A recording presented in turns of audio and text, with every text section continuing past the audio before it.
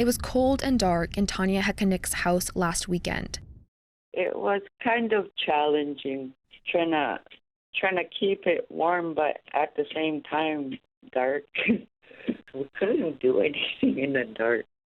She lives with 2 kids in a home in Baker Lake, where temperatures reached negative 34 degrees last Sunday, according to Environment Canada. She couldn't pay for her power bill because she no longer gets social assistance. So, Kulik Energy Corporation sent her a letter telling her she's on a restricted amount of power until she pays.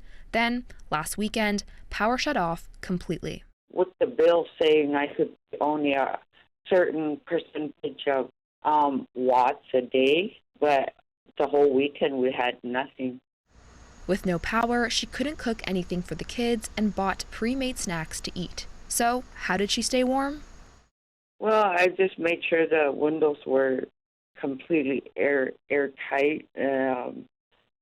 Used a couple candles for heat and got them to dress up slippers and sweaters.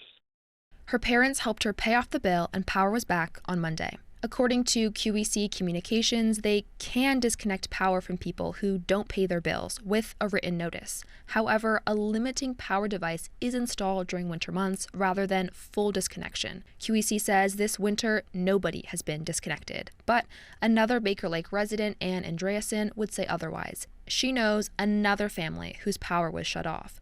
She says the lack of communication on QEC's end on how to get heat back if your power gets shut off is inhumane. I mean, how can that be that this can happen in the wintertime and that people weren't told about what they can do? I think that is dehumanizing and very wrong that people have not been told what they can do to get the heat going again in their homes. So they are suffering in the cold.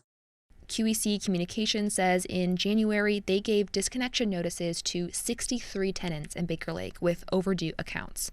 On February 2nd, 17 power limiting devices were installed. And as of today, QEC says they have requested the removal of all remaining devices in Baker Lake. If you are on restricted power and it gets shut off, Andreasen says you can flip a switch in the breaker box to get it back on. For Hekanik, she is glad her power is back, but still wonders how this is allowed, especially in the winter. Bianca McKeown, CBC News, Iqaluit.